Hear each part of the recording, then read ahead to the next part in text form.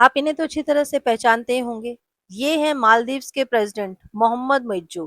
Finally इन्होंने accept किया है कि जो भी कुछ हुआ, यानी कि जो इन्होंने ब्लेम लगाया था कि भारत ने मालदीव्स के साथ बायलैटरल एग्रीमेंट को तोड़ा है, तो ये बिल्कुल बेबुनियाद है और इंडिया डिजर्व एन अपॉलजी, यानी कि इंडिया से माफी मांगनी होगी। ये कहते हुए इन्होंने खुद से सामने आकर इसको नो कंसर्न नोटिस इशू कर दिया है कि किसी भी तरह का मालदीव्स और न्यू दिल्ली के बीच में जो बायलैटरल एग्रीमेंट था, उसमें कोई भी नो कंसर्न है, मतलब उसमें कोई रुकावट नहीं आई थी, कोई गलती नहीं हुई थी। शाहिद जो है उन पर ब्लेम करते हुए मिर्जू कहते हैं कि उन्होंने मिसलीड किया है, ठीक है, पब्लिक को।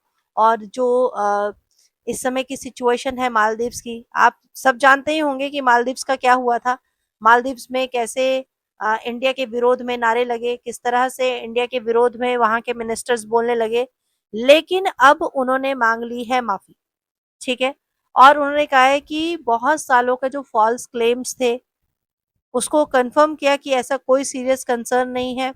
भारत और मालदीव्स के रिलेशंस बहुत समय से रहे हैं और उसके बाद जो मालदीव्स के और इंडिया के लोग हैं, दोनों से ही उन्होंने माफी मांगी है और कहा है कि जो भी अ, देश को या उसकी रेपुटेशन को हार्म हुआ है उसके लिए वो माफी मांग रहे हैं और वो फिर से भारत से अच्छे रिलेशन कायम करना चाहते हैं।